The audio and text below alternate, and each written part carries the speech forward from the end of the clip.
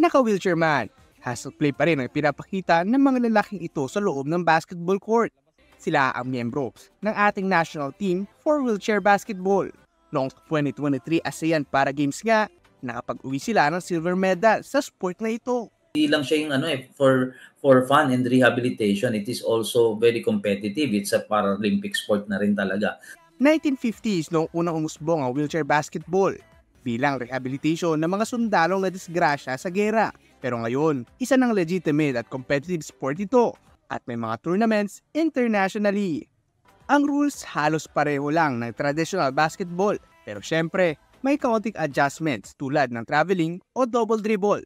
Mayroon din ginagawang scouting of players para mapasama sa pambansang pool. Pero pag mahaba reach mo lang, nalamang ka. Since walang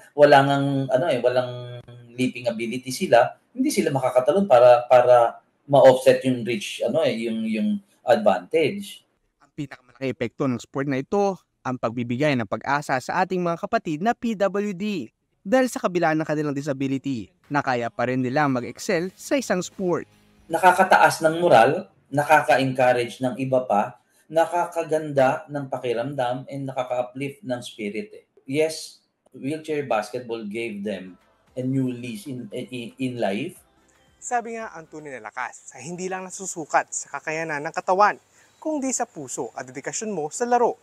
Patunay lang na kahit may limitasyon, walang imposible basta may pangarap at determinasyon. Mobile Journal, Ivan Taringki po, hatid ang muka ng balita.